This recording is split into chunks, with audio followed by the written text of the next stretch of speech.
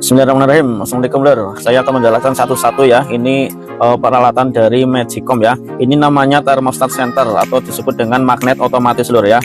Ini cara kerjanya ketika panci nempel kayak gini, ini otomatis akan menempel ke sini magnetnya ya.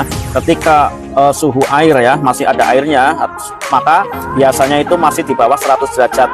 Terus ketika airnya sudah habis, terus nasi mulai matang, maka suhunya akan meningkat menjadi 120 atau 130 derajat dan otomatis ini akan kehilangan daya tarik magnetnya. Jadi otomatis ini akan ceklek dan ini akan masuk ke mode warm ya.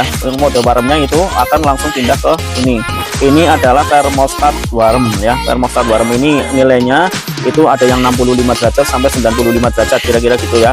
Terus ini fungsinya adalah mengatur supaya nasi tidak basi atau nasi terlalu kering ya. Jadi ketika nasi mudah basi, maka nilai derajatnya dinaikin. Kalau nasi terlalu kering, maka nilai derajatnya diturunin ya. Tapi dengan catatan kita ganti dengan yang sama dulu. Misalkan nasi gampang basi, maka kita ganti yang sama dulu ya. Yang sama dulu nilainya.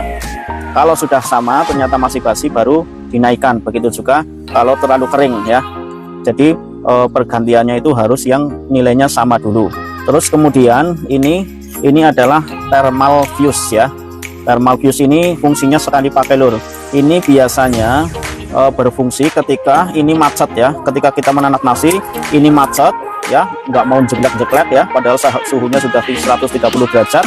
Ini nggak jeglek-jeglek, maka suhunya akan terus naik hingga sekitar 160 derajat, 150 derajat. Nah, ini kekuatannya itu kira-kira 150 sampai 165 derajat. Jadi kalau melebihi itu maka ini akan putus ya.